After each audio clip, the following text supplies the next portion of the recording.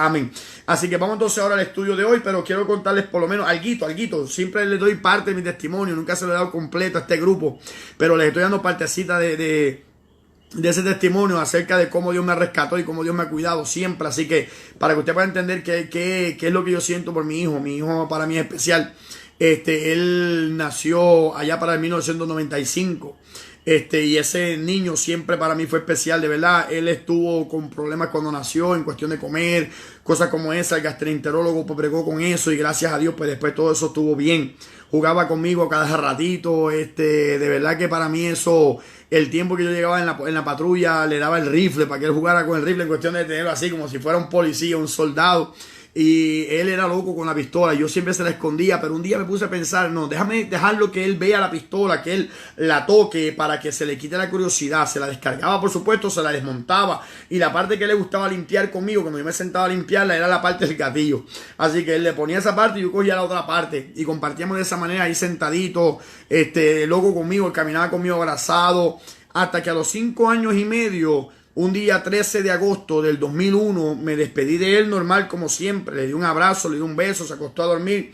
Me fui para mi casa de mi mamá porque tenía problemas allá matrimoniales, pero eso no es lo que viene al caso. La cosa es que al otro día, él tenía 5 años y 10 meses, el día 14 de agosto, hoy estamos a 14 de agosto, el día 14 de agosto del 2001, yo fui entonces arrestado por el FBI. Yo fui arrestado por el FBI el día 14 de agosto del 2001, o sea que hoy yo cumplo 19 años de haber sido arrestado por el FBI. ¿Cómo fue mi arresto? Le voy a contar cómo fue mi arresto. No me he olvidado el capítulo 7, ¿sabes? El capítulo 7 lo vamos a tocar como quiera que sea.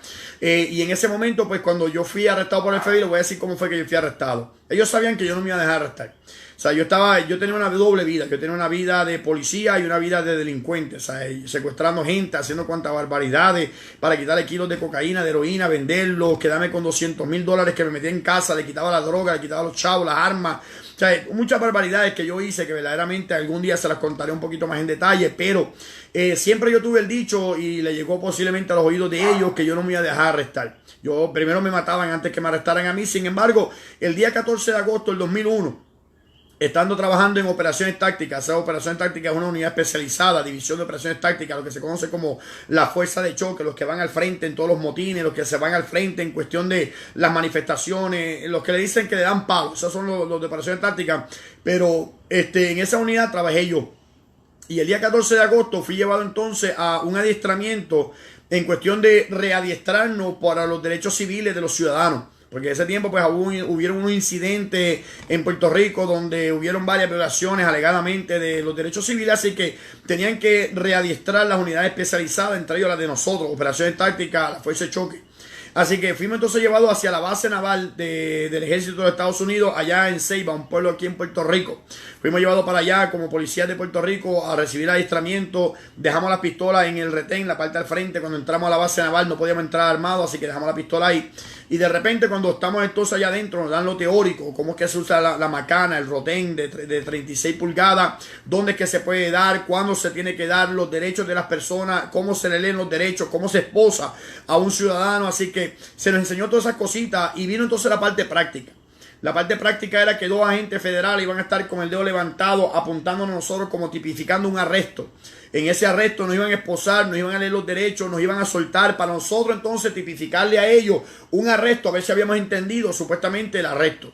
Empieza entonces la parte teórica y después viene entonces la parte práctica. En la parte práctica los 2 agentes se levantan con el dedo levantado, manos arriba, levantamos las manos, uniformados de policía, con la boinita para el lado, con el chaleco ese bien táctico, con las botas bien brilladas, el uniforme bien planchadito, y entonces nos esposan. Una vez estamos esposados, se levanta un agente de la parte de atrás del FBI y dice: esto no es un simulacro, esto no es un adiestramiento, esto es un arresto federal. Fuimos entonces arrestados en esa noche, o en esa mañana, perdón, 29 policías y 3 civiles, en lo que se denominó como el caso Honor Perdido. Ahí fuimos entonces arrestados. No vi más a mi hijo por un tiempito. Cuando empecé a verlo mientras estuve preso, que de hecho me reconcilié con Dios esa misma noche en el hoyo, encerrado 24 horas, 7 días a la semana. Esa noche que yo caí en ese hoyo, encerrado en un cuarto pequeño que mide como 10 pies por 12 pies por 20 pies de alto, más o menos.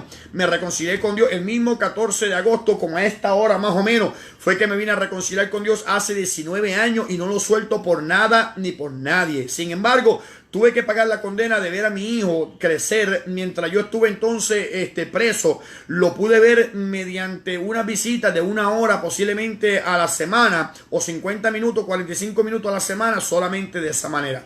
Así que vi a mi hijo crecer mientras yo estuve preso una vez a la semana, hasta que me trasladaron entonces para Estados Unidos. A mis 20 meses de estar preso ya en Puerto Rico, fui sentenciado a la condena de 10 años de cárcel, y estando entonces en Estados Unidos, pasé por Atlanta, pasé por Pensilvania, pasé por Chicago, pasé por Minnesota, pasé por diferentes lugares, y en esa condena de 10 años pude ver a mi hijo como 2 veces nada más, o 3 veces, que fue las veces que mi hermana o mi hermano y mi mamá me llevaban a mi hijo para que yo lo pudiera ver.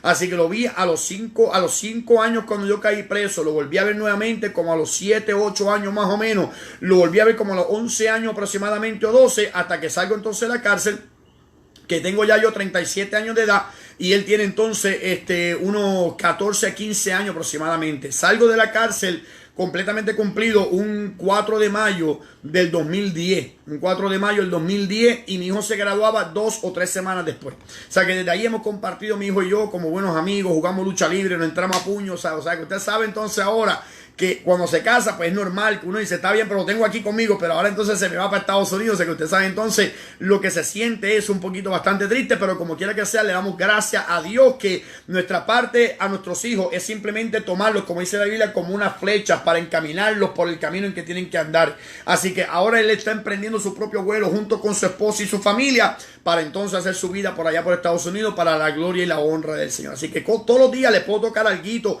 de mi testimonio, de cosas grandes que Dios ha hecho conmigo, para que usted sepa que yo sé en quién yo he creído. Y aunque estoy un poquito triste, usted no lo nota, porque yo le creo a Dios. Y como yo le creo a Dios, y aunque lágrimas han salido de mis ojos, y aunque el corazón está un poquito medio dolidito, pero todavía le seguimos creyendo a Dios. No porque él se va para allá afuera, sí, pero cosas pueden pasar, y sin embargo yo le confío en Dios, yo le creo a Dios. Así que de la misma manera usted también puede hacer lo mismo, creerle a Dios, no importa lo que pase, no importa lo que venga, le seguimos creyendo a Dios como siempre le hemos creído. Así que gracias a Dios por mi hijo, 25 años de edad tiene ahora, así que ha sido una bendición para mí. Así que en este momento empezamos el estudio de Daniel capítulo 7. Daniel capítulo 7 es un tremendo capítulo. Y parte de lo que Dios nos usa a veces es pasar también por situaciones para que usted vea también cómo uno actúa, ¿sabe? O sea, hay veces que eso es parte de cómo Dios nos usa. Pasamos por pruebas, nos usa predicando, enseñando, testificando, lo que sea que Dios nos use, pero también nos usa a veces pasando por cosas difíciles, pasando posiblemente por enfermedades, posiblemente pasando por situaciones bastante adversas, bastante complicadas, que causan tristeza. Sin embargo, la forma que usted vea que uno está actuando, uno dice, pues espérate, si Dios lo puede hacer con él, Dios también lo puede hacer conmigo. Así que esa es parte del propósito en el cual yo comparto estas cosas con ustedes. ¿Para qué? Para que ustedes puedan entender que también entonces el mismo espíritu que está con nosotros está también con usted. Así que la misma manera que yo estoy reaccionando, también usted puede reaccionar. Amén. Así que, y un ejemplo grande es que con todo lo que ha pasado y todavía sigue firme al Señor, predicando la palabra del Señor. Así que le damos las gracias a Dios por ello. Así que Daniel capítulo 7 da el comienzo, no de la segunda parte en cuestión de como si esto fuera después del capítulo 6. No. El capítulo 7 da paso a la segunda parte. Y gracias, Vane, por la bendición, sinceramente. Gracias por la bendición bien linda que tú me le diste, ¿sabes? De verdad que gracias a 1.000.000. Así que Daniel capítulo 7 empieza la segunda parte del libro de Daniel, pero no es que va consecutivo al capítulo 6. El capítulo 7 va a ser después del capítulo 6, por supuesto, pero la información que tiene el capítulo 7 no es después del capítulo 6. O sea que la información que da el capítulo 7 dentro de la historia de los 1 hasta el 6. O sea que lo que vamos a estar leyendo ahora ya pasó en la historia del capítulo 6 para atrás. O sea que el capítulo 7 es información de las profecías que Dios le dio a Daniel mientras estaba pasando por historia dentro del capítulo 1 al capítulo 6. Así que habiendo dicho eso, entonces, vamos entonces ahora a leer el capítulo 7, que son profecías que Dios le dio a Daniel. Mira lo que dice el capítulo 7, versículo 1. Capítulo 7, versículo 1 dice: en el primer año de Belsasar, rey de Babilonia, tuvo Daniel un sueño, punto. Primer año de Belsasar. ¿Cuándo empezó Belsasar a reinar? Belsasar empezó a reinar en el 556 a.C. Él reinó por un periodo de 20 años. O sea, que en el capítulo 5 de Daniel es el último año de Belsasar. Quiere decir entonces que el capítulo 7 es el primer año de Belsasar. Por eso que le dije que es historia el capítulo 1 al 6, pero es profecía dentro de la historia del capítulo 7 al capítulo 12. Por eso, entonces, ya vemos entonces que aquí dice en el primer año de Belsasar, o sea, de los 20 años, el capítulo 5 habla del año 20 de su reinado. El capítulo 7 habla de su primer año. O sea, que eso yo entiendo que eso está bien claro. Está bien claro que en el año 556 empieza a reinar Belsasar sobre Babilonia y reina por 20 años hasta que vinieron los persas y los dominaron. Y en el capítulo 5 vimos que los persas ya los dominaron. Pues aquí está hablando entonces, en el primer año de Belsasar, Daniel tuvo un sueño. O sea, eso es la historia y la profecía dentro de la historia. Vamos entonces ahora al capítulo 7, versículo 1 nuevamente, para seguir leyendo entonces el contexto. En el primer año de Belsasar, rey de Babilonia, tuvo Daniel un sueño y visiones de su cabeza mientras estaba en su lecho. Luego escribió del sueño y relató, escuche, no todo, sino lo principal del asunto. ¿Qué dice la Biblia en 2 Timoteo capítulo 3:16? Que toda la escritura es inspirada por Dios y es útil para corregir, para redarguir, ¿para qué? Para instruir en justicia, a fin de que el hombre de Dios esté plenamente preparado para toda buena obra. ¿Qué dice la Biblia en 2 de Pedro capítulo 1? Dice que hacemos bien en estar atentos como una antorcha que alumbra en lugar oscuro, sabiendo que la profecía no vino por interpretación propia o interpretación privada, o nadie escribió lo que le dio la gana, sino que los santos hombres de Dios fueron inspirados por el Espíritu Santo de Dios. ¿Qué escribieron ellos? Lo que el Espíritu Santo les decía. Porque hay tanta historia que pasó y hay tantas cosas que pasaron que no se pueden escribir todas una por una. Sin embargo, lo que Daniel está escribiendo y relatando acerca de este asunto que él tuvo y este sueño es lo principal. ¿Qué es lo principal? Lo que Dios le puso en su corazón. Lo que Dios le puso en su mente para que él escribiera, porque era lo más importante en relación a los eventos futuros. O sea que Daniel está escribiendo en el capítulo 7 lo principal del sueño, que da la situación, que no es casualidad, que está pasando entonces en tiempos futurísticos, en tiempos futuros, en tiempos finales. O sea que Daniel 7 va mano a mano con Daniel capítulo 2 y lo vamos a ver ahora. Omaira, Dios le bendiga. O sea que Daniel capítulo 7 va mano a mano con Daniel capítulo 2. Lo mismo que Nabucodonosor vio en un sueño, es lo mismo que Daniel vio también en el capítulo 7. O sea que usted lo va a comparar exactamente igual. Son 5 reinos. Número 1, en el capítulo 2, él habla de una cabeza que era de oro, era Babilonia. Número 2, habla de un pecho con unos brazos que eran de plata. ¿Que era quién? Los medo-persas. Después venía otro reino más que era el de bronce, que eran los griegos. Después vinieron el reino que era de hierro, que era Roma. Después entonces él ve los pies con 10 dedos que están mezclados entre barro cocido de alfarero y entre hierro. Que quería decir entonces que ese último reino, que compuesto por 10 naciones, van entonces a reinar en el último tiempo con un hombre que reinará sobre ellos conocido por el anticristo. O sea que ya ese reino entonces es el tiempo del fin. Pues en este tiempo del reino del fin, viene una piedra, golpea y da con ímpetu contra aquellos pies, y toda la estatua completa queda desmenuzada. Pues sabe que el capítulo 7 también habla de los mismos 5 reinos. Por lo tanto, lo que era el reino de Babilonia, lo que era el reino de los medo-persas, lo que era el reino de los griegos, lo que era el reino de los romanos, lo que era el reino del anticristo, estos 5 reinos y aquella roca que vino, que golpeó, y esa roca vino a ser un gran reino que no sería jamás conmovido y tampoco su reino sería entregado a nadie más. Pues entonces en el capítulo 7 está hablando de los mismos 5 reinos y lo vamos a ver de una forma diferente. Acuérdense, cuando Dios habla, Dios confirma su palabra, y como Dios habla y confirma su palabra, pues entonces el capítulo 2 es una situación que es profética, y el capítulo 7 también entonces es profético. De igual manera es profético. Si usted se recuerda, cuando José tuvo un sueño, él tuvo 2 sueños. Sonó diferente, pero era una misma interpretación. ¿Cuál era el sueño? Él soñó primero que todo que estaban él y sus hermanos en el campo, y los manojos de todos ellos, los 11, se doblaban ante el manojo de José. Ellos entendieron que ¿acaso nosotros vendemos y nos prostraremos delante de ti? Primer sueño. Segundo sueño que él tuvo, cuando dice que el sol y la luna y las estrellas, 11 estrellas, venían y se arrodillaban delante de él, o sea, se doblegaban delante de él. El papá entendió y dijo que ¿acaso yo, Bully, Dios te bendiga, acaso yo, tu madre y tus 11 hermanos vendremos y nos postraremos delante de ti? O sea, que eran 2 sueños diferentes, pero con una misma interpretación, que José sería grande y reinaría sobre sus hermanos, y sus hermanos vendrían y se postrarían delante de él. Se cumplió exactamente al pie de la letra. Sin embargo, hubo un proceso en su vida donde entonces él cae en cautiverio, cae como esclavo, después cae entonces preso, y después entonces el faraón tiene 2 sueños con una misma interpretación. ¿Cuáles fueron los dos sueños que él tuvo entonces en aquel momento dado? Él veía como una vaca, dice la Biblia, que eran 7 vacas gordas. Después vinieron 7 vacas flacas, que las 7 vacas flacas se comieron a las 7 vacas gordas.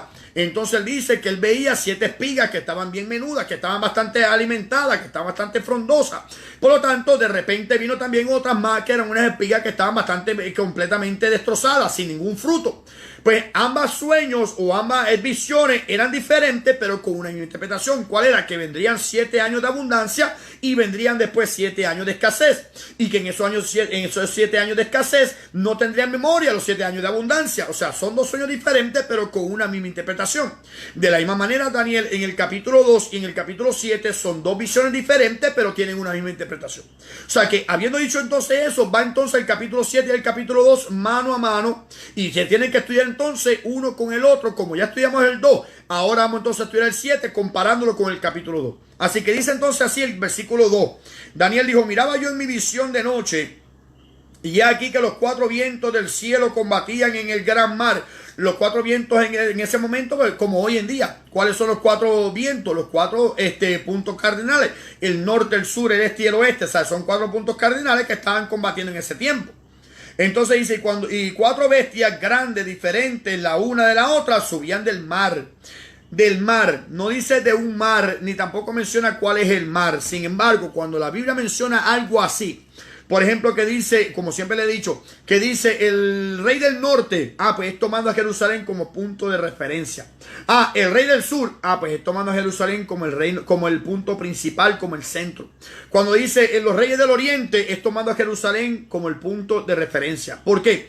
Porque aunque no menciona dónde es tomando, sabiendo que la Biblia completamente se enfoca mucho acerca de Israel y de Jerusalén como la capital de Israel, y Israel como el pueblo de Dios, pues es tomando entonces Jerusalén o Israel, el pueblo de Dios, como punto de referencia. Pues ¿qué mar queda cerca del pueblo de Israel? ¿Qué mar queda cerca de la nación de Israel? El mar Mediterráneo. Pues ¿qué está diciendo entonces aquí? Dice, 4 bestias grandes, diferentes la una de la otra, subían del mar. O sea que del mar Mediterráneo, de esa área de allá, no del océano Pacífico, no del océano Atlántico, no del océano Atlántico, no de cualquier otro océano, no, del mar Mediterráneo. De esa región de ahí, habían 4 reinos que se tenían que levantar. No es casualidad que de esa área del Medio Oriente, lo que hoy conocemos como el Medio Oriente, o como lo conocemos como el Viejo Mundo, de ahí de ese lugar se levantaron estos 4 reinos. O sea que son simplemente, lo que está diciendo es que de esa región se levantarían 4 reinos y Dios se enfoca en ellos. ¿Dónde está Estados Unidos en la profecía de Dios? Se puede hacer un estudio acerca de eso, pero en este caso está hablando de los reyes del norte, del oriente, o sea, la gente del oriente, los reinados del oriente que Dios estaba planificando. Mira cómo empezó los reinos humanos reinando sobre Israel y mira cómo terminarán cuando Cristo es que venga entonces a la tierra. O sea, que eso es lo importante saber acerca de lo que está pasando aquí. Los 4 grandes bestias, diferentes la una y la otra, que subían del mar, son 4 reinos. Cada bestia representa un reino. Hay veces que se presenta como un monte bien grande. Hay veces que el rey se representa como un cuerno bastante fuerte. Por lo tanto, son simplemente forma, analogía en que Dios lo pone, pero en otro sitio explica de qué significa todo esto. Y en este caso, estos bestias grandes representan reinos con carácter de bestia, con carácter sin misericordia, con carácter agresivo, con carácter altivo, contra carácter soberbio y con carácter de que no piensan antes de actuar. O sea que son reinos que simplemente, lamentablemente, aunque dominaron en un tiempo, lo hicieron de una forma rebelde en contra de Dios. Es por eso que se le conoce como una bestia grande. Nunca usted va a ver algo que tiene que ver con Dios como bestia. ¿Cómo usted ve a Jesús? ¿Como una bestia? No, usted ve a Cristo como ¿qué? Como un cordero. ¿Cómo más? Como un león. O sea, hay sus razones por las cuales lo pone de esa manera. ¿Por qué lo pone como el carácter de un cordero? ¿Por qué lo pone como el carácter de un león? Tiene su razón, pero bestia como tal, que tiene que ver con un animal irracional, con un animal que no tiene la forma de pensar, un animal que no tiene, simplemente actúa por sus propios instintos. Pues está hablando de 4 bestias, 4 reinos que son de esa manera hostiles, 4 reinos que son bestias, que son actuando por sus propios instintos, para su propia gloria, con una altivez tan grande que están prontos a también caer. O sea que son reinos que reinarían sobre Israel. Y estas 4 bestias representan 4 reinos, bíblicamente hablando, en la profecía de Dios hasta el tiempo del fin. Acuérdense, todo el tiempo son eventos bíblicos que se puedan probar. Son reinos bíblicamente hablando que se pueda probar. Yo no veo en los eventos proféticos acá en la Biblia cuando Dios habla de Alemania. Sin embargo, sí cae como el imperio del anticristo. ¿Por qué? Porque el alemán, Adolfo Hitler, fue un anticristo. O sea, cae en esa parte. Cae en un reino anticristiano. Cae en un reino antisemita. O sea, que sí cae en ese sentido. Pero en cuestión de los reinos de la tierra que vienen contra Israel, en este caso se pueden probar, pero bíblicamente hablando. Tiene que estar manifestado en la Biblia. Y en este caso, los 4 reinos que vamos a ver ahora son 4 reinos que bíblicamente hablando se pueden probar que fueron los que reinaron en algún tiempo, en algún momento dado en el pueblo de Israel. Entonces empieza a mencionarla y dice, la primera bestia era como león. Tenía alas de águila. Yo estaba mirando hasta que sus alas fueron arrancadas. Y fue levantada la bestia del suelo y se puso enhiesta derecho sobre sus pies a manera de hombre. Y le fue dado corazón de hombre. Punto. Vamos un momentito para acá.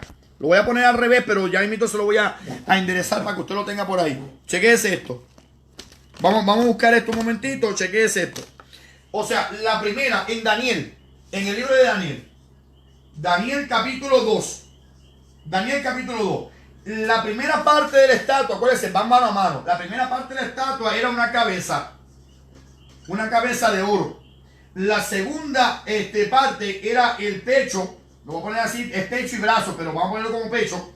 La parte número 3 era el vientre y los lomos. El vientre. La parte 4 eran las piernas, que eran de hierro, las piernas. Y la quinta parte representada entonces por los 10 dedos. Los 10 dedos de los 2 pies. Ok. La primera parte, que era entonces la cabeza, representaba entonces a Babilonia. La segunda parte, que es el pecho, representaba entonces a los persas, los medo-persas, pero estoy abreviándola. La tercera parte representaba entonces a los griegos o Grecia. La cuarta parte representaba entonces a Roma. Y la quinta parte representa, lo voy a nombrar desde ahora, el imperio del anticristo. Eso es lo que representaba esa última parte de la imagen. O sea, déjenme ponerlo por acá.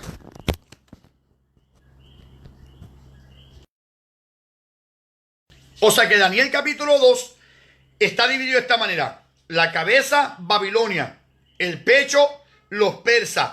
El vientre, los griegos. Las piernas, Roma.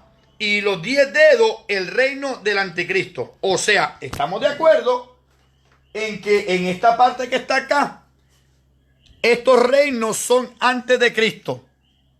Y este último reino es el reino después de Cristo. O sea, la pausa que hay entre el imperio de Roma y el imperio del anticristo, que es Roma resucitado o Roma volver a renacer o renacido, pues automáticamente vemos que la pausa que está aquí es porque en Roma muere Cristo y en Cristo se hace una pausa de Dios bregando con Israel. Eso es algo que hay que tenerlo claro. Que en Roma Dios había establecido que en el tiempo de Roma Cristo iba a morir. Cuando Cristo entonces muere, Dios pone una pausa en la forma suya de lidiar con el pueblo de Israel. ¿Por qué? Porque entonces está lidiando con las naciones de la tierra, cumpliendo en la Biblia, en el libro de Génesis capítulo 12, cuando Dios le dice a Abraham, en tu simiente serán benditas todas las familias de la tierra. O sea, Dios tenía que bregar con las naciones de la tierra. ¿A través de quién? A través de Cristo. ¿En qué forma? En la iglesia. O sea que entonces Dios puso una pausa en la muerte de Cristo de bregar con Israel para empezar entonces a bregar con la iglesia. Una vez la iglesia entonces sea arrebatada al cielo, entonces empieza Cristo otra vez a bregar con Israel a través del último imperio, que es el imperio del anticristo. O sea que estamos claros entonces en cuanto a eso. O sea que estamos ya claros que entonces Babilonia reinó sobre ellos, después vinieron los persas, después vinieron los griegos, después vino Roma. En Roma Cristo muere, abre una pausa en el bregar con Israel y empieza a bregar con la iglesia. Después entonces que la iglesia termine, que es en el arrebatamiento, entonces falta un reino más en el cual bíblicamente hablando Dios está bregando con Israel. O sea que si yo lo pongo de esta manera, escuche esto, todo el tiempo hablando de los reinos, y el último imperio que reinó en la tierra en tiempos de Cristo, ¿quién era el que estaba en poder? El César, Roma. Por lo tanto, en Cristo, en Mateo, Marcos, Lucas y Juan, muere Cristo y resucita y empieza el periodo de la iglesia en el libro de los Hechos. O sea que desde Hechos hasta el libro de Judas está bregando Dios con la iglesia. Mire esto, está bregando Dios con la iglesia. O sea que desde Mateo, Marcos, Lucas y Juan es el último imperio, que es Roma, y muere Cristo y empieza entonces Dios a bregar con la iglesia, judíos o gentiles. Después que conozcan a Cristo como su único salvador, pues entonces está bregando Dios con el pueblo de Dios en la iglesia. Empezó entonces en Hechos. Cuando llegamos al capítulo 4 de Apocalipsis, pasa lo que se conoce como el arrebatamiento. ¿Por qué? Porque aunque está bregando Dios a través de la resurrección de Jesucristo y el descenso del Espíritu Santo empezó a bregar con la iglesia, Apocalipsis 2 y 3. Le bendiga, Monestalí. Capítulo 2 y 3 de Apocalipsis, vemos que dice que es la era de la iglesia. Capítulo 2 al 3. Está hablando de las 7 iglesias del Apocalipsis: Éfeso, Esmirna, y empieza a seguir con toda la iglesia de la Odisea, y todas las iglesias que están ahí mencionadas, que cada una representa un periodo que le tocó vivir a la iglesia desde el momento de los hechos hasta el momento del tiempo del fin. Empezó con la era de la iglesia en el tiempo de Éfeso, cuando abandonaron lamentablemente su primer amor, y termina con la Odisea, que es el último periodo, cuando la iglesia entonces empieza la gente a apartarse de la fe cristiana, apostasía. No es casualidad, como hemos dicho en estos últimos días, que gente niega en el infierno. Ok, pues allá ellos. O otras personas niegan la deidad de Cristo. Pues ¿sabe qué? Allá ellos también se tienen que retractar de esas cosas. Pero estamos viendo que la Biblia hablaba que en los últimos tiempos vendrá la apostasía. Y la apostasía es el último periodo que nos toca vivir a nosotros como iglesia acá abajo en la tierra. En cualquier momento la trompeta suena y la iglesia entonces será arrebatada. Y ahí Dios termina de bregar con los gentiles. En cuestión de la iglesia, termina Dios de bregar con la iglesia, no con los gentiles, con la iglesia. La iglesia entonces se va y empiezan los 7 años de tribulación, donde Dios empezará entonces a bregar con Israel nuevamente. Y aunque hay muchos gentiles que se van a salvar, para el que dice que no, eso es otra cosa que también la gente está confundida. Pero en el momento, en el arrebatamiento, vienen los 7 años de tribulación, es Dios bregando literalmente uno a uno con Israel como su pueblo. O sea que empezó entonces en la iglesia. La pausa, se va entonces en el arrebatamiento, y no es casualidad que el capítulo 4 de Apocalipsis da una visión de qué es lo que será el arrebatamiento.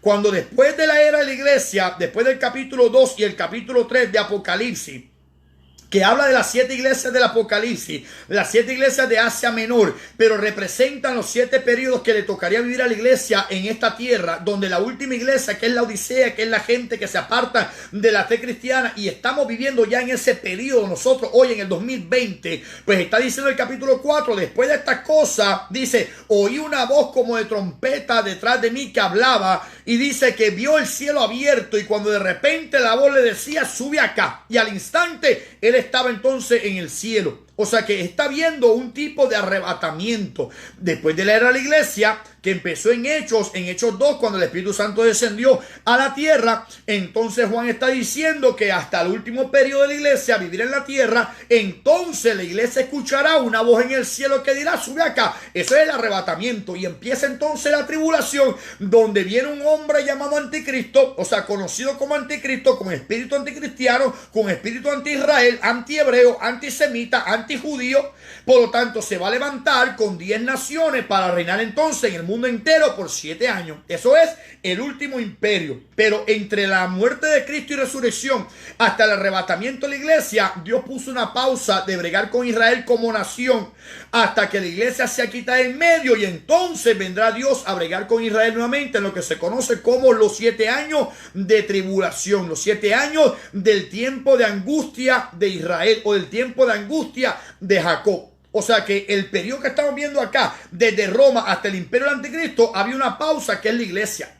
Que si yo lo pudiera ver de esta manera, lo puedo ver entonces como que en Hechos pasa entonces el imperio romano, paró. Ahí paró entonces Dios su reloj para bregar con la iglesia. ¿Cuándo corre nuevamente el reloj de Dios para bregar con los 10 dedos de los pies? Cuando la iglesia se vaya, entonces empieza a tocar Dios el reloj para que marque entonces el periodo de los 10 dedos o los 10 reinos que van a reinar juntos con el anticristo en la tierra por 7 años. Eso está claro como el agua. Por lo tanto, ya vimos entonces la pausa que después de Roma viene el reino del anticristo, aunque hubieron 2000 años entre medio.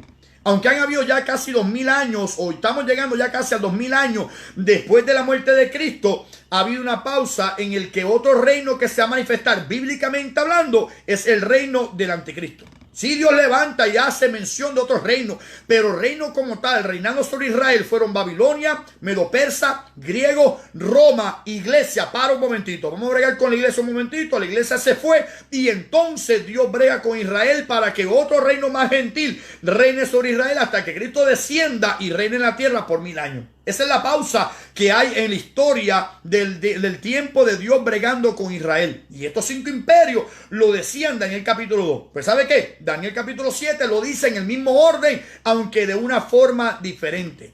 Saludamos a Milagro Álvarez también, que parece que es la primera vez. Dios le bendiga. En el nombre del Señor está saludando a nuestro hermano Eddie. Así que bienvenida acá. Estamos estudiando los tiempos finales a la luz de Daniel capítulo 7. Así que ya que sabemos cómo está en Daniel 2, que dice la cabeza es Babilonia, los brazos es Medo-Persa, el vientre es los griegos, las piernas es Roma y los 10 dedos es el reino de los últimos tiempos, de que después que la iglesia se vaya en el arrebatamiento, pues de la misma manera lo vamos a ver establecido aquí en este lugar.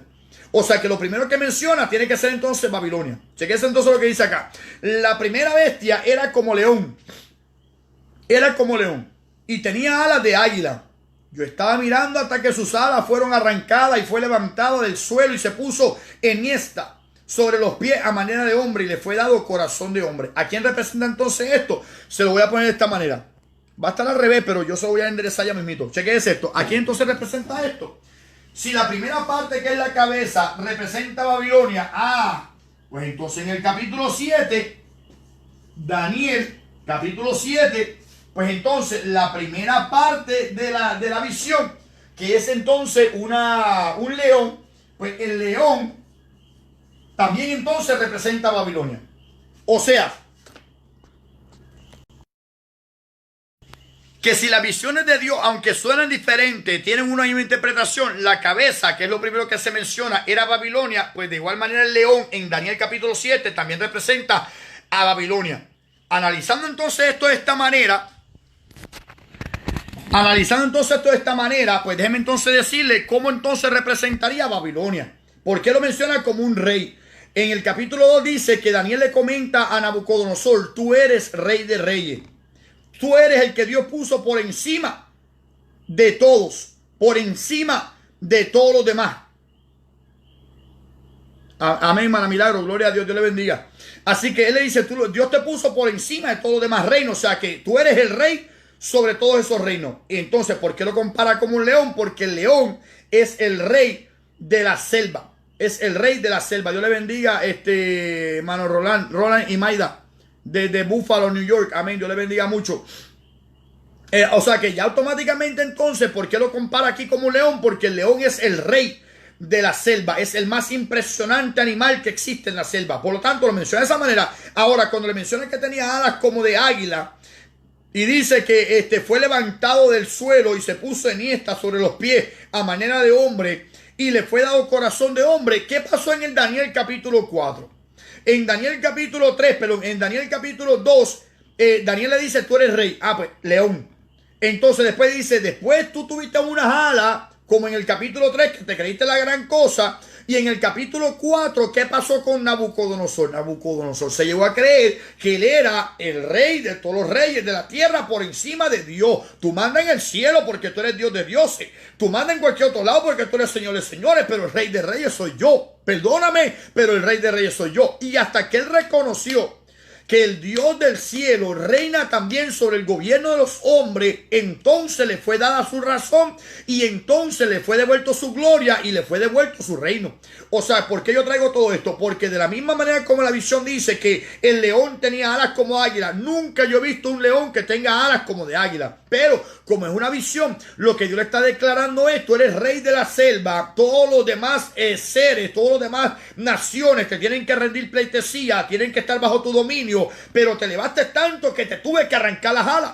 Como decimos nosotros, te tengo que cortar las alas, papá, para que no vueles tan alto. O sea, te tengo que bajar de esa nube, te tengo que humillar, Tengo que bajarte de esa nube para que puedas reconocer y recapacitar. Pues cuando se le arranca las alas, está diciendo, fuiste humillado. Y estando humillado, que caíste hasta el piso, cuando te levantaste, te pusiste genieta sobre tus pies, te fue dado corazón de hombre. Ahora entraste en razón y reconociste que el Dios del cielo reina sobre los reinos también de la tierra.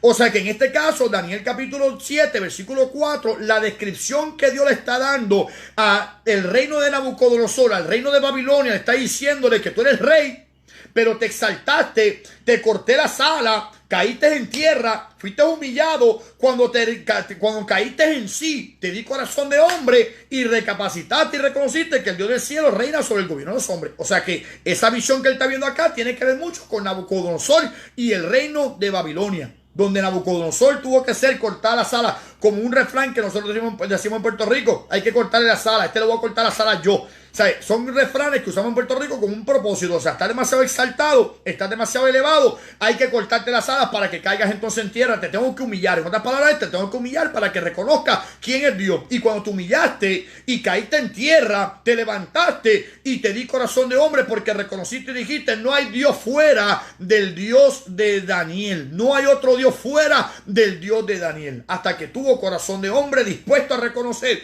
quién en sí era Dios. O sea que la primera imagen de Daniel capítulo 2 es la cabeza.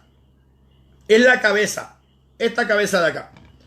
La segunda parte entonces, vamos a verla ya mismito, pero la primera parte de Daniel, que es la cabeza, la segunda parte, que es el capítulo 7, lo representa como un león. Sigue siendo el mismo imperio. Sigue siendo el mismo imperio babilónico. Y siendo el mismo imperio, el imperio babilónico, pues entonces el león también lo representa a él. Así que ya está entonces representando el primer imperio. ¿Sabe qué? Ok, eso era un poquito más fácil ahora. ¿Por qué? Porque ya el reino de Nabucodonosor había pasado. Ya estamos en el primer año de Belsasar. Hubieron 5 reyes entre Nabucodonosor y Belsasar. Hubieron 5 reyes entre medio. Aunque unos duraron meses nada más, otros duraron un par de años. Y este duró 20 años. Pero hay varios reyes entre medio de Nabucodonosor hasta llegar entonces a Belsasar. Por lo tanto, en el tiempo que está pasando, la profecía de Daniel capítulo 7 fue en el primer año de Belsasar. O sea, faltan 20 años para que su reino sea completamente destruido. Quiere decir que ya había pasado hacía 50 años la visión de la imagen de Nabucodonosor en capítulo 2. Y Dios lo que está haciendo ahora simplemente es confirmando. Y la primera parte, ok, aunque es profético, pero también entonces es histórico. ¿Por qué es histórico? Porque ya pasó. Y Dios lo que está revelándole es lo que ya te conté acerca de Nabucodonosor. Se acaba de cumplir, se cumplió ya, pero te lo voy a representar porque son reinos que van a reinar sobre Israel, o sobre el pueblo de Judá, o sobre el pueblo de Dios. Y ahí menciona entonces la primera como la cabeza, que fue profética, la primera bestia, que aunque es profética, también es histórico porque ya pasó ese evento. Ahora, la segunda esta imagen, o la segunda bestia, mira lo que dice entonces el versículo 6. El versículo 5, perdón. He aquí otra segunda bestia, semejante a un oso, el cual se alzaba de un costado más que del otro, y tenía en su boca 3 costillas entre los dientes. Y le fue dicho así: levántate, devora carne. Escuche esto un momentito, vengo ahora.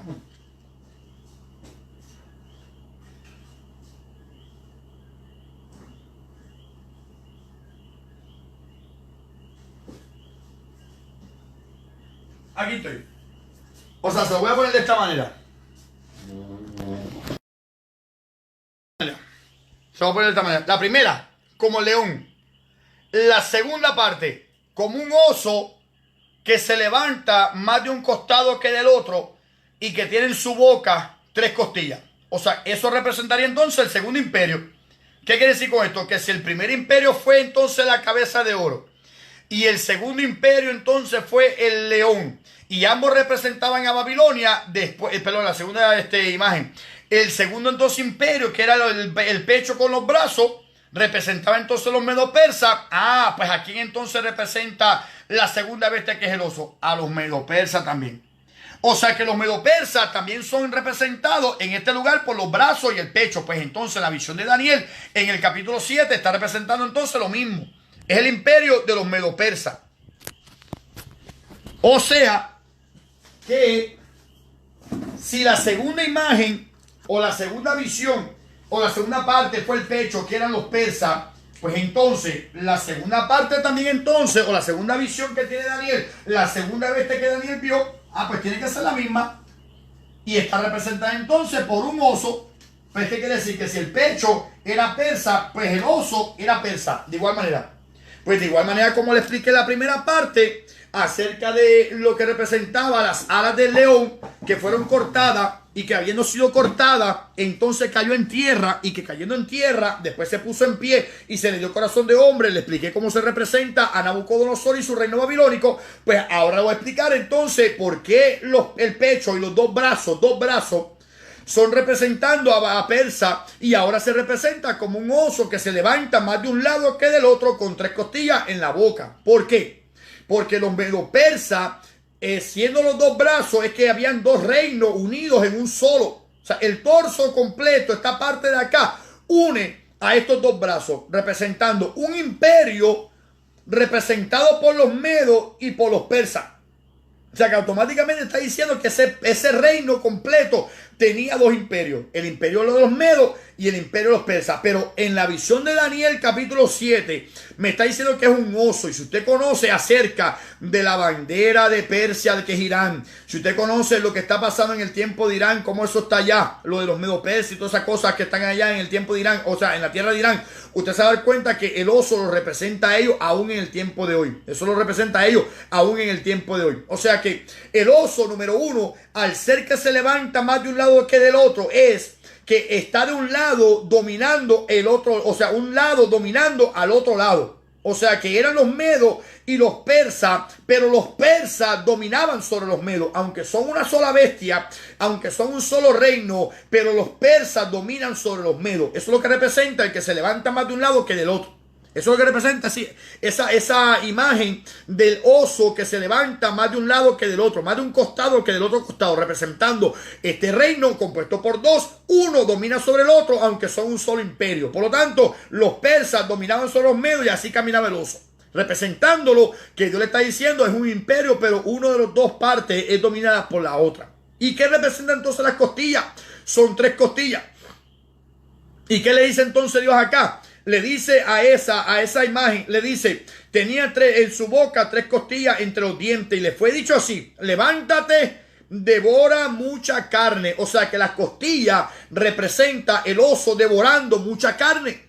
Representa entonces el imperio de los persas, daba orden por Dios: levántate y empieza a dominar, empieza a reinar, empieza a gobernar, empieza a atacar. ¿Y hacia dónde atacaron los medo-persas? Hacia el oeste, hacia el occidente, hacia el lado opuesto a ellos. Empezaron entonces a dominar hacia el lado de acá. ¿Hacia quién dominaron? Dominaron hacia Babilonia. Escuche, dominaron hacia el sur, hacia Egipto. Dominaron hacia el norte, a Mesopotamia. O sea, 3 áreas que conquistaron, representadas en este caso por las 3 costillas.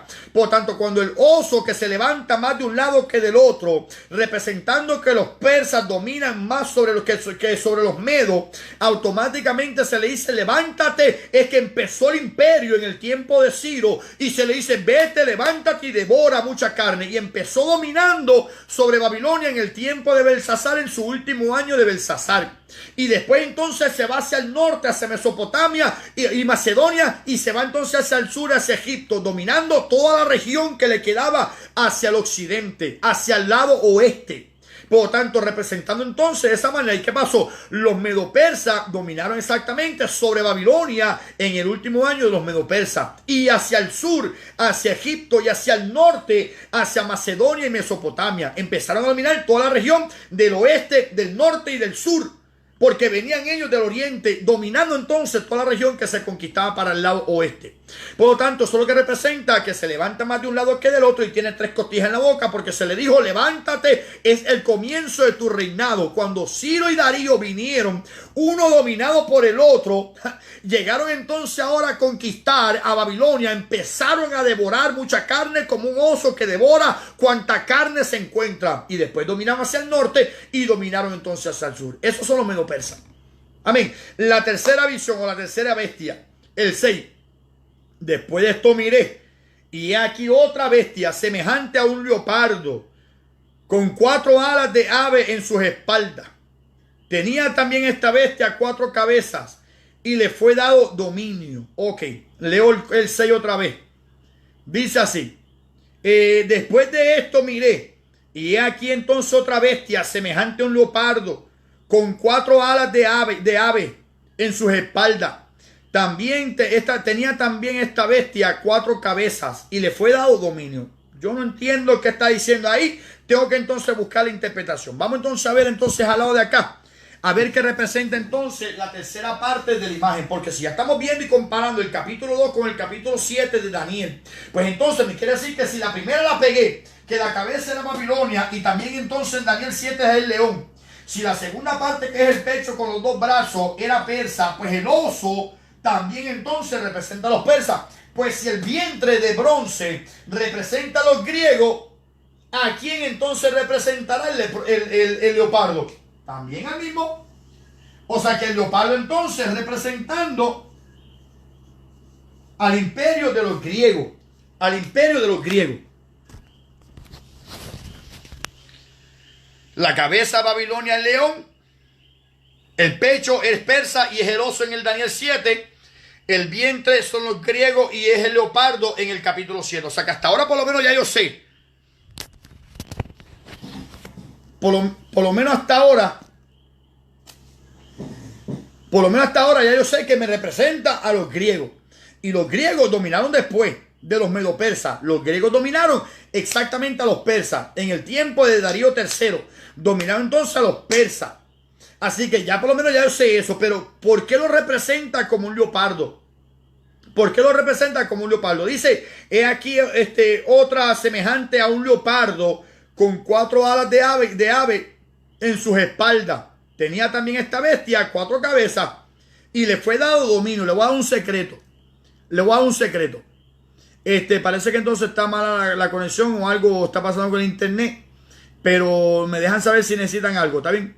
Entonces, ahora, ¿por qué lo representa como un leopardo? El leopardo es el animal, uno de los animales más ágiles, más rápidos.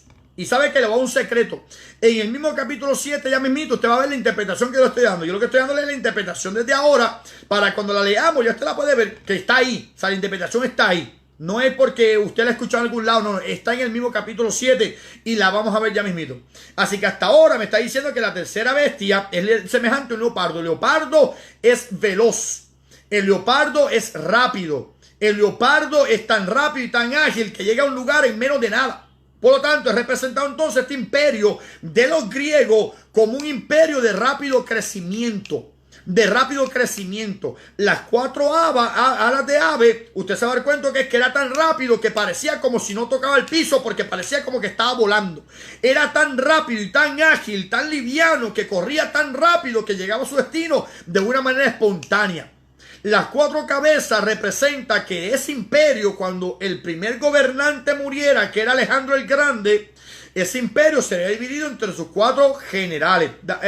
Alejandro el Grande, que fue el emperador de Grecia, que a los 20 años dominó como un leopardo en 12 años todo el imperio de los medo-persas, todo el imperio de los griegos, todo el imperio de toda esa gente.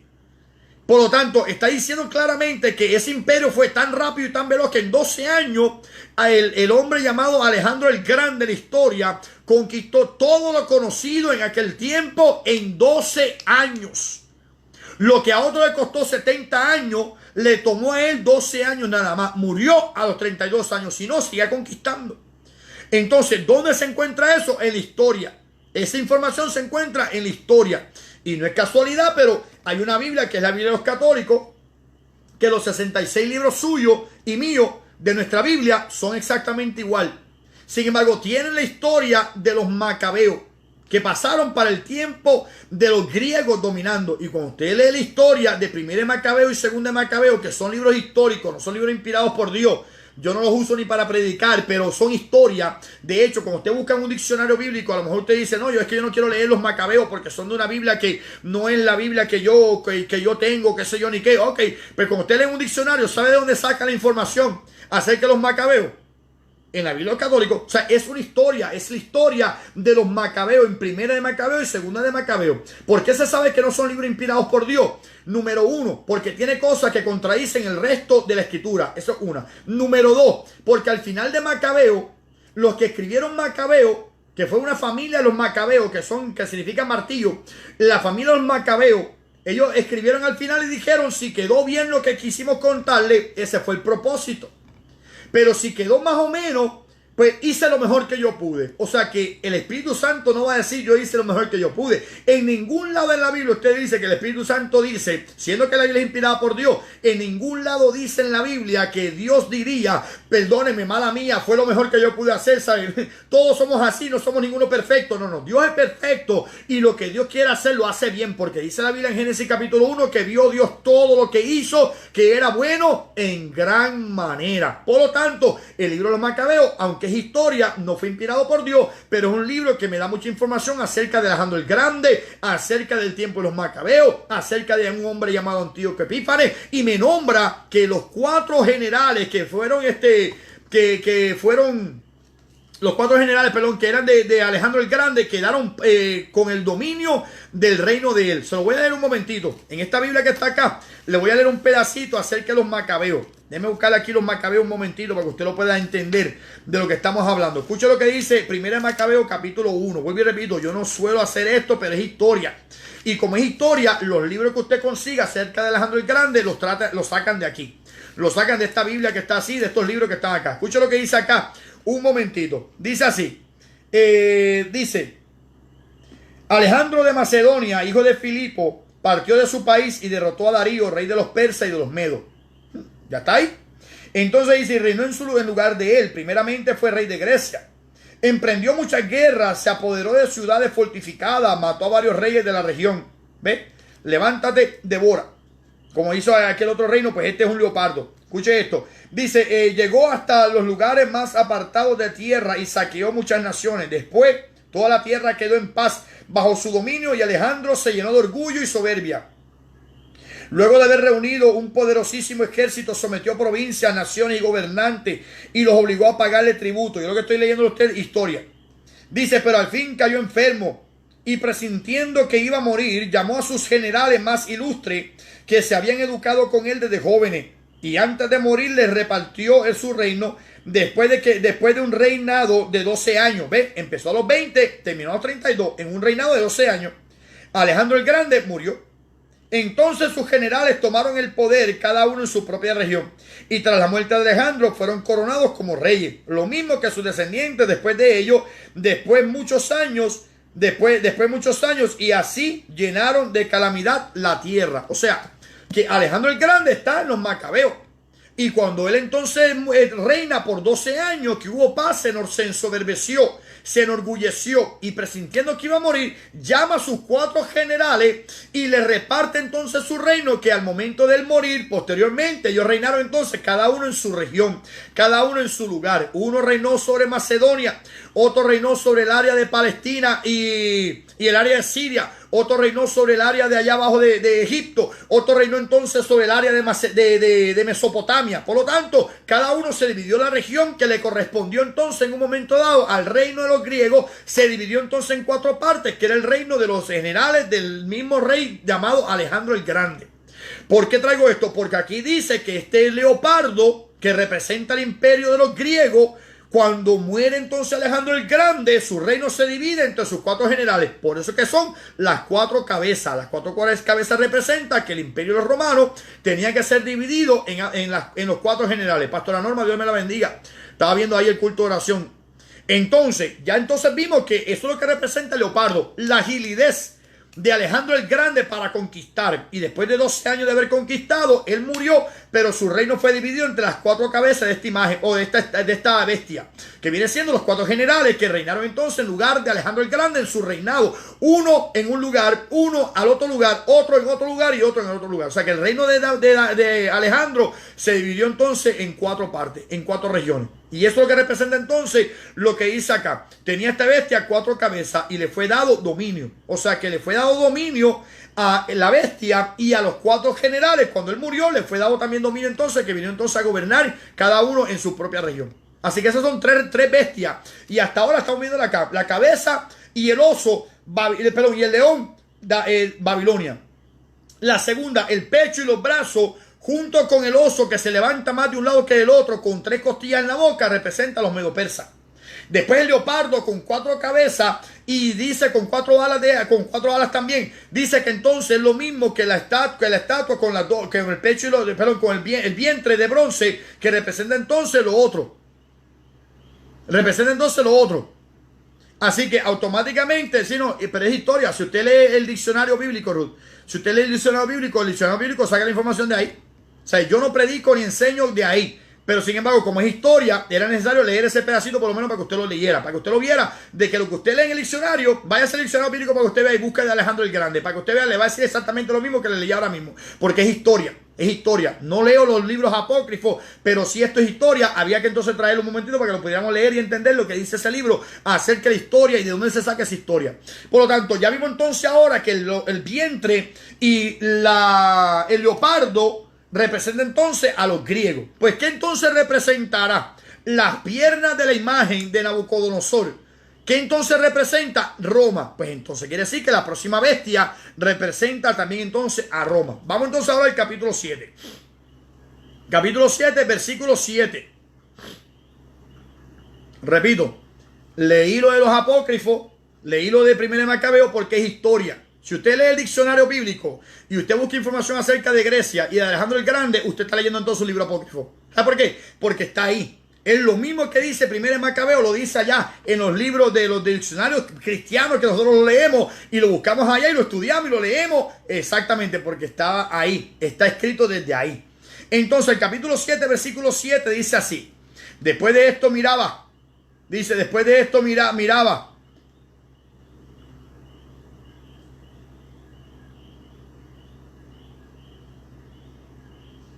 Ruth Gómez. Entonces dice, amén. Sí, no, eso es verdad. Y es verdad, pero es historia. O sea, vuelvo y repito, o sea, si usted lee el diccionario bíblico, es lo mismo que está diciendo ahí. Yo puedo decirle, no, yo no leo esos libros, no es verdad, no hay problema. Y tampoco se enseña de ellos, pero es historia. Es historia. Dice entonces el versículo 7, dice, después de esto miraba yo en visiones de la noche, y he aquí la cuarta bestia, espantosa, la cuarta bestia, espantosa, y terrible en gran manera. Pues si las piernas representan a Roma, ¿a quién representará entonces esta bestia grande y espantosa, terrible y en gran manera fuerte? A Roma también. O sea, que entonces la cuarta bestia, que representa la cuarta parte, que son las piernas de hierro, que es Roma, la cuarta bestia, que es una bestia terrible y espantosa, y en gran manera fuerte, pues aquí entonces representaría. Mire esto, las piernas, Roma, terrible bestia. O sea, es lo mismo. Representa entonces al imperio de Roma. Entonces, cuando usted mira entonces eso, quiere decir que esa cuarta bestia va mano a mano con las piernas que eran de hierro, que era entonces Roma. Así que ahora mismo me está diciendo entonces ahí que esa cuarta bestia, espantosa y terrible y en gran manera fuerte, la cual tenía unos dientes grandes también de hierro, como las piernas de hierro, devoraba y desmenuzaba, y las sobras hollaba con sus pies, y era muy diferente de todas las bestias que vi antes de ella, y tenía que 10 cuernos. O sea, que si la pierna representan a Roma y se presenta en Daniel 7 como la bestia terrible y espantosa y en gran manera fuerte, que también es Roma, pues entonces los 10 cuernos, ¿a quién representarán? Representa entonces la última parte de la estatua, que son los 10 dedos. O sea que aquí se representa con los 10 dedos. Acá dice que de la bestia salen 10 cuernos. O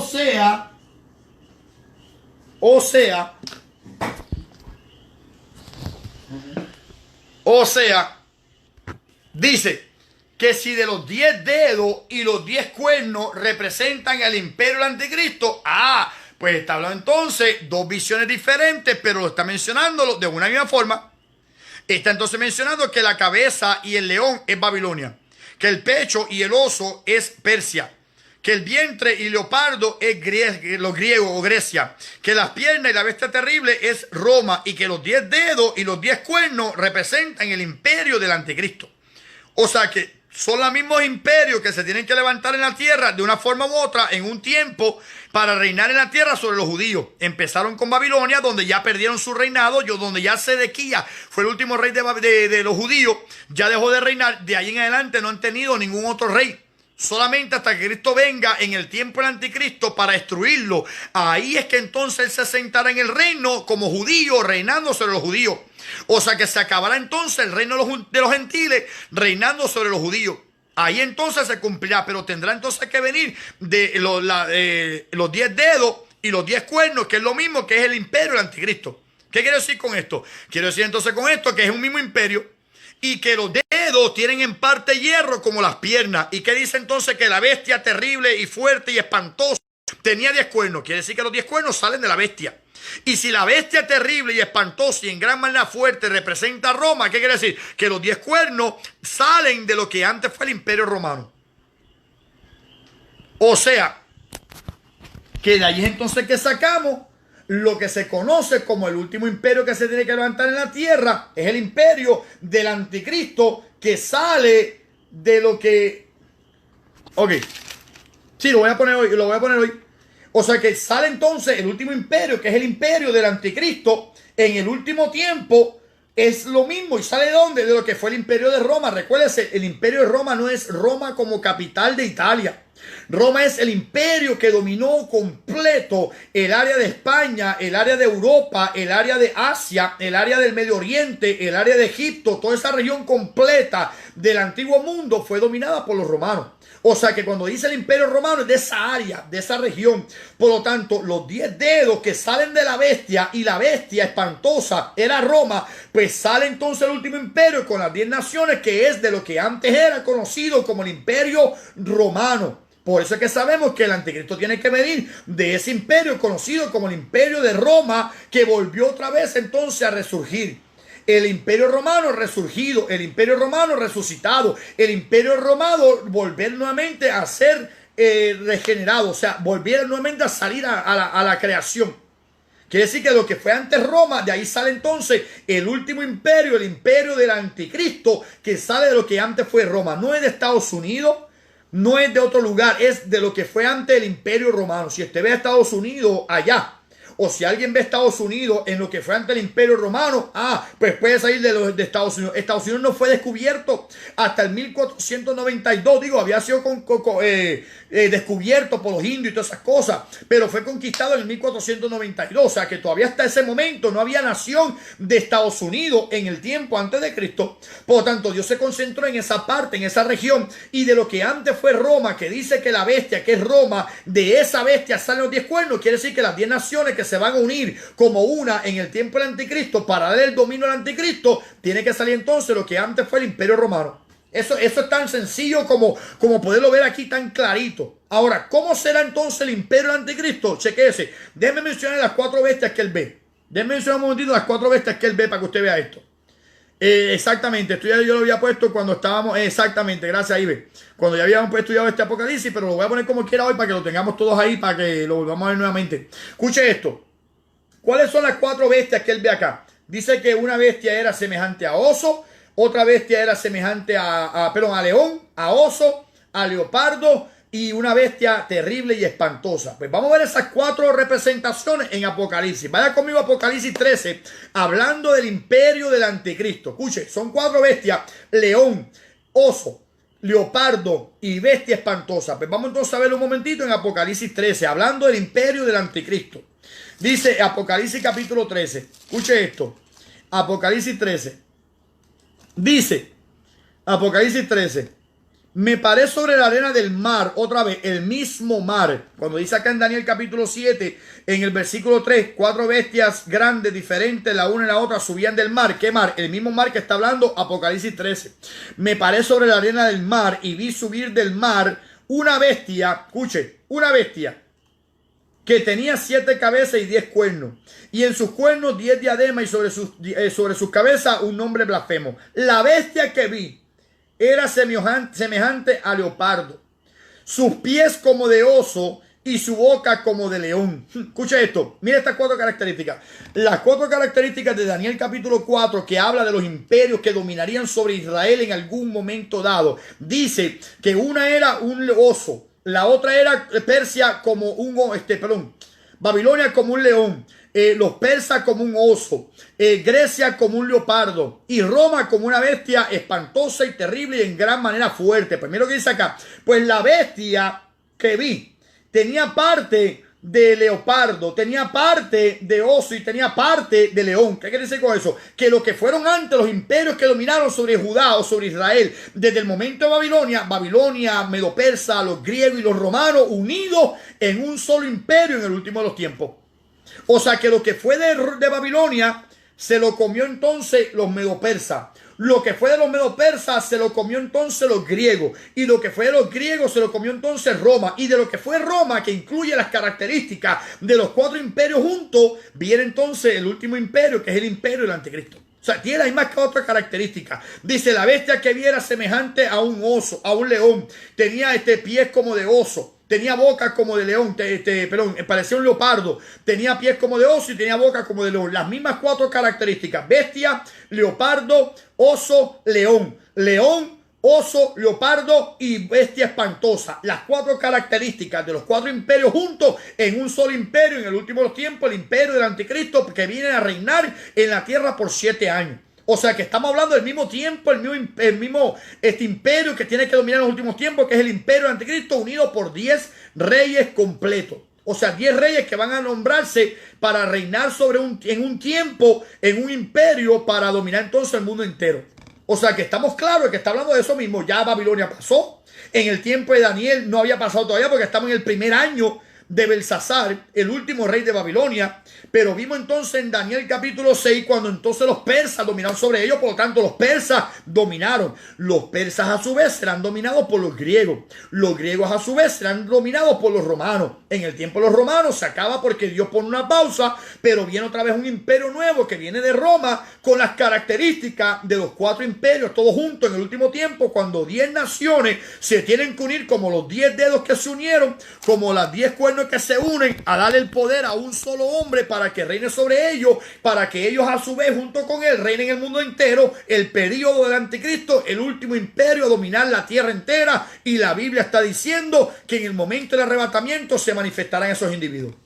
Se manifestarán esos individuos. No es casualidad que anoche yo le comenté por encimita de que ya entonces el presidente o el primer ministro de Israel, llamado Benjamín Netanyahu, estaba firmando o estaba pensando en firmar un tratado junto con todos los árabes, emiratos árabes. O sea que la unión de los emiratos árabes, lo que se conoce en inglés como la UAE, está entonces ya firmando un tratado con ellos. Quiero que sepa algo, que el Corán le autoriza al Islam a hacer un tratado o un pacto con naciones con tal de tener paz por un tiempo.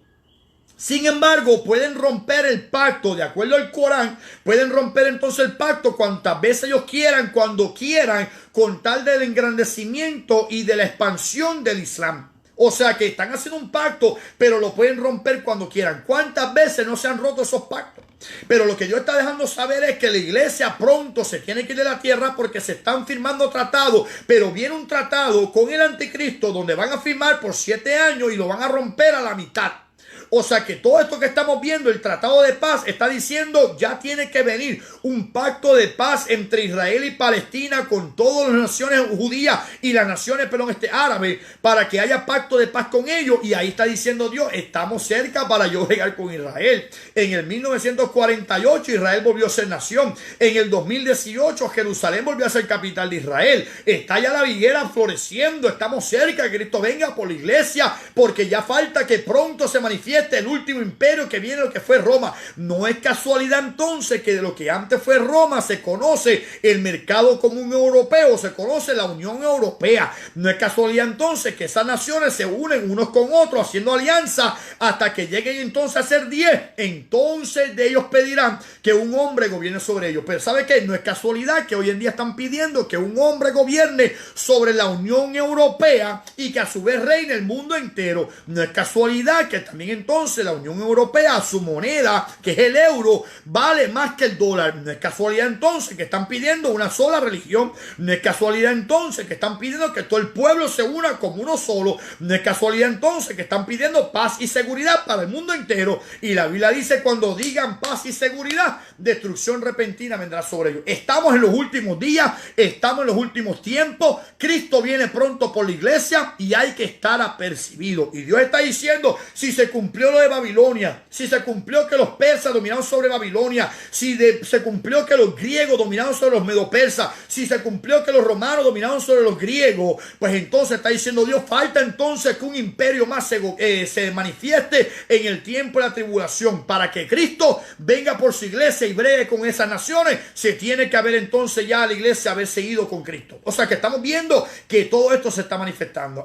Y dentro de la tribulación, de los 7 años de tribulación, esto simplemente para mucha gente es una recapitulación de lo que hablamos en Apocalipsis.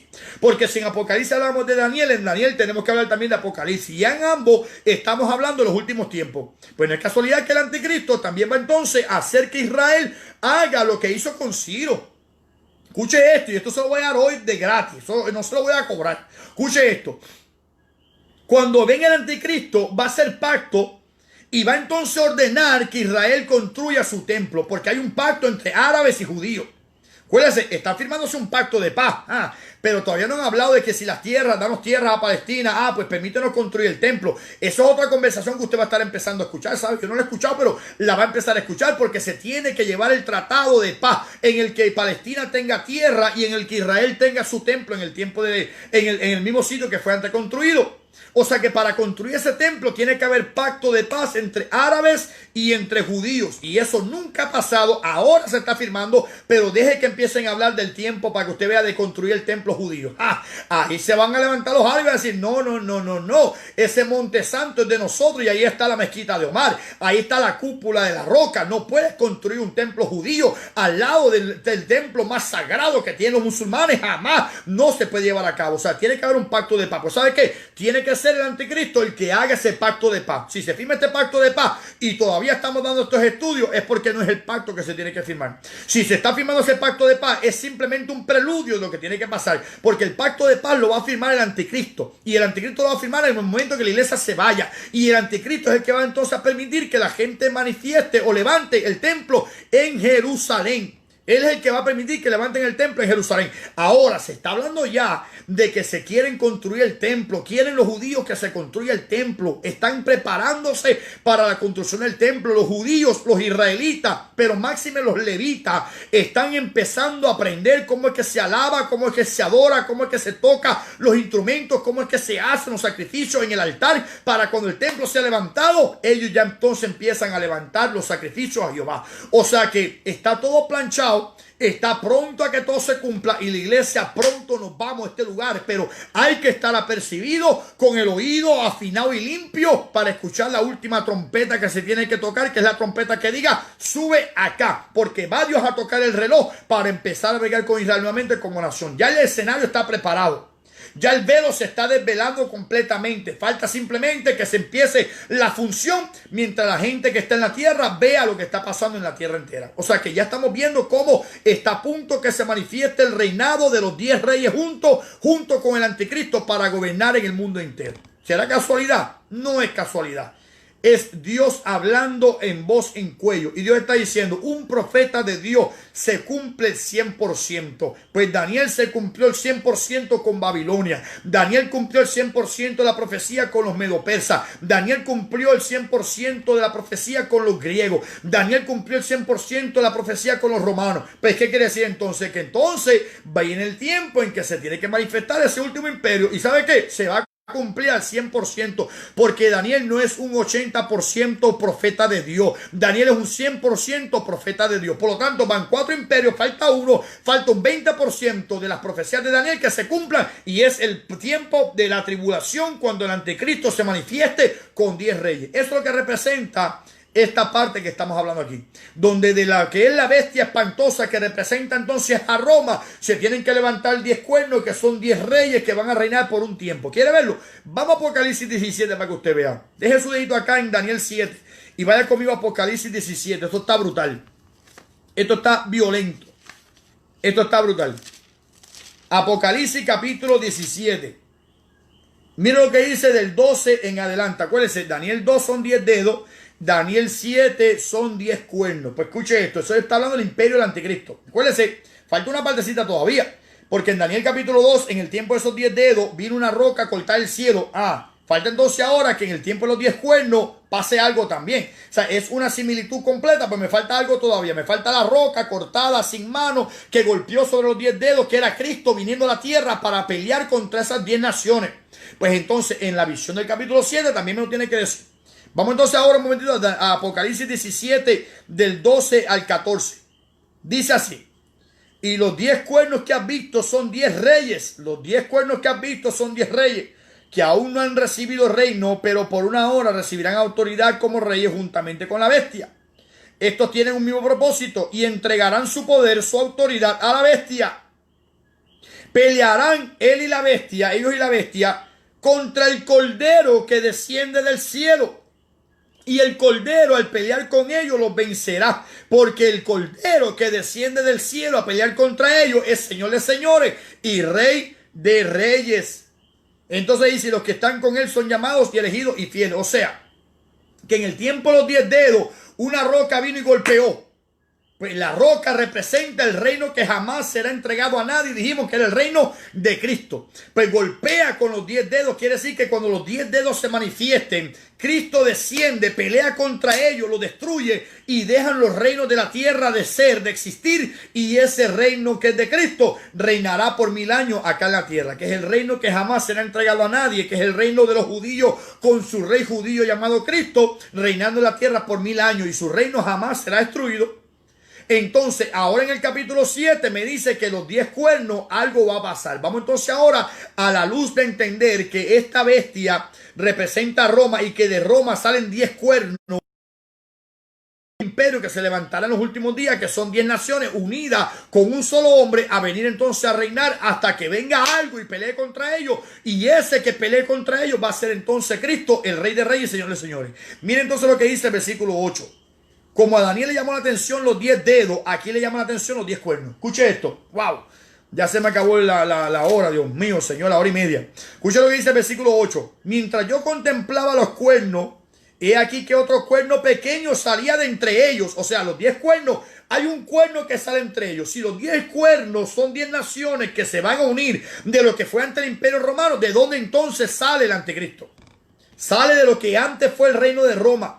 De los 10 naciones que se van a unir, de entre medio de ellos va a salir entonces ese individuo. Un individuo que va a reinar sobre la tierra, que es el anticristo. O sea que está hablando claramente que de las 10 naciones que son de lo que antes fue Roma, se va a levantar entonces un individuo, el anticristo. Mucha gente dice, es que tiene que ser anticristo judío. ¿De cuándo acá?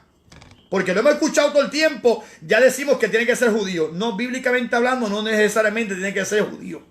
Porque si el tiempo de los gentiles está hablando de gentiles dominando sobre los judíos. Y empezó en Babilonia, donde Sedequías fue el último rey de Judá.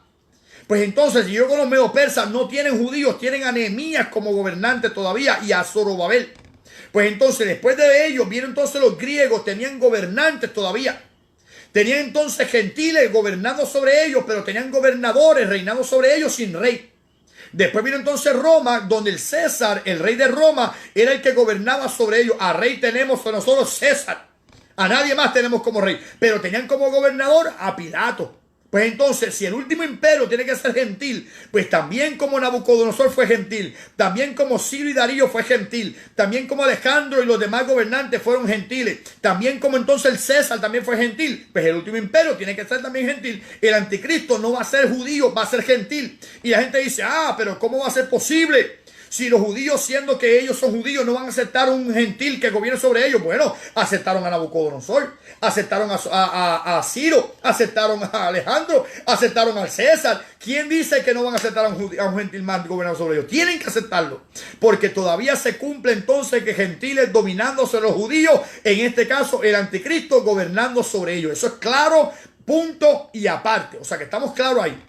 Es más, lo voy a decir más. Cuando el anticristo venga y se les dé la oportunidad a los judíos de construir el templo, usted sabe qué él está haciendo, tomando el carácter, tomando la actitud de Ciro. Porque Ciro fue el que ordenó que fueran a construir el templo en Jerusalén. Pues ¿quién va a hacer eso entonces ahora? De igual manera, va entonces el anticristo a hacer eso. Se me ha ordenado que vayan allá y construyan entonces el templo en Jerusalén, haciéndose como si fuera el Ciro de hoy en día, el Ciro de los últimos tiempos. ¿Por qué? Porque le conviene. ¿Por qué le conviene? Construir el templo. ¿Por qué? Porque Ciro construyó el templo. ¿Y qué me importa a mí que Ciro haya mandado a construir el templo con que el anticristo va a mandar a construir el templo? ¿En qué me importa eso a mí? ¿En qué me beneficia eso a mí? Sencillo, que si Ciro ordenó construir el templo y el anticristo va a ordenar construir el templo, a Ciro Dios le llama mi ungido. El ungido de Jehová, el Cristo.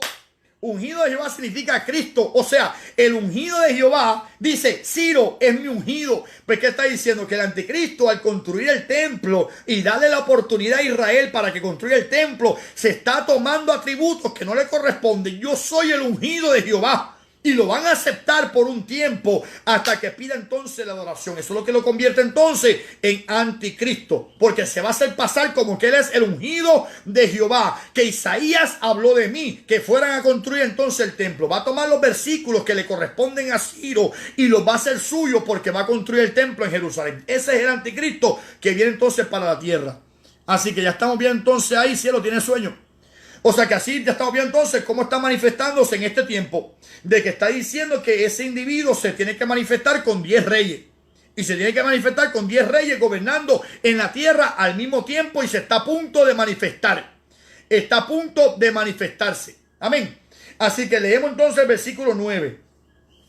Dice, el 8. Mientras yo contemplaba los cuernos, no vamos a poder terminarlo completo, terminamos mañana, pero dice, no, tampoco lo quiero correr. Dice, mientras yo contemplaba los cuernos, he aquí otro cuerno pequeño salía de entre ellos.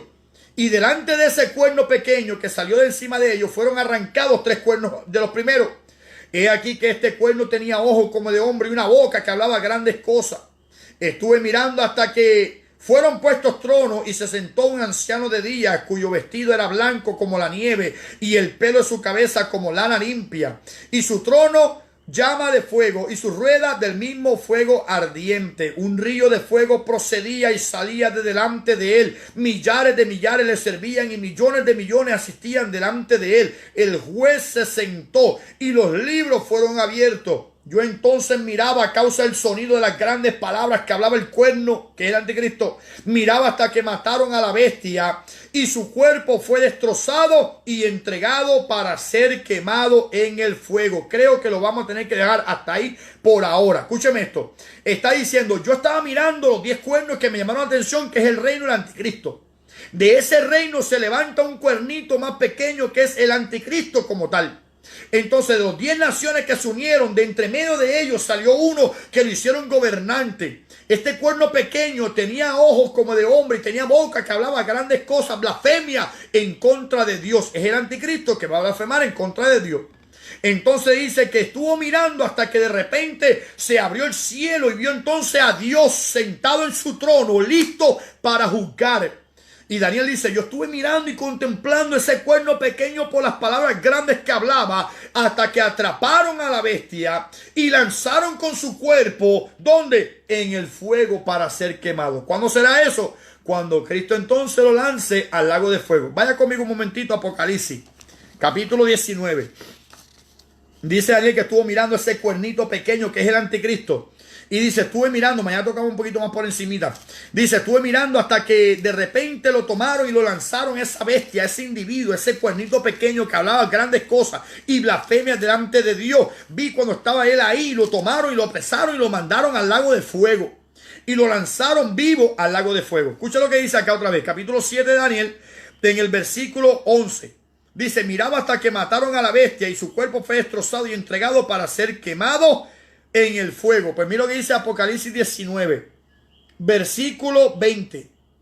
19:20, Apocalipsis 19:20. Y la bestia fue apresada, y con ella el falso profeta que había hecho señales delante de, había hecho delante de ella, de la bestia, el anticristo, las señales en las cuales había engañado, con las cuales había engañado a los que recibieron la marca de la bestia y habían adorado su imagen. Estos dos fueron lanzados vivos dentro de un lago de fuego que arde con azufre. Que dice acá, estuve mirando todo el trayecto durante 7 años, hasta que al final de los 7 años me pude dar cuenta que el cuerpo de este individuo fue destrozado y entregado para ser quemado en el fuego. ¿Cuándo? Hasta que fue lanzado entonces al lago de fuego. O sea que Daniel vio, Apocalipsis capítulo 19, el cielo abierto y un caballo blanco que descendía, y el que lo montaba se llamaba Fiel y Verdadero, y con justicia juzga y pelea. Tenía en su muslo y en su vestimenta escrito un nombre que decía el Verbo de Dios. O sea que Daniel está viendo esto porque dice, estuve viendo cuando el anticristo se manifestó, y estuve viendo todo el tiempo y las blasfemias que hablaba, hasta el tiempo en que fue apresado, fue agarrado, fue atrapado y su cuerpo fue lanzado al fuego. ¿Hasta cuándo? Hasta que Cristo descendió y lo lanzó entonces al lago de fuego. O sea, Daniel está viendo exactamente... Hombre, quesito. Ahora, Daniel está viendo exactamente lo que dice Apocalipsis capítulo 19. Que en Apocalipsis 19 está diciendo Juan que vio cuando Jesús descendía, que vio al anticristo con los reyes listos para pelear contra Jerusalén. Y cuando él desciende, pelean contra él. Él pelea contra ellos, él los destruye, toma su cuerpo y lo lanza vivo al lago de fuego.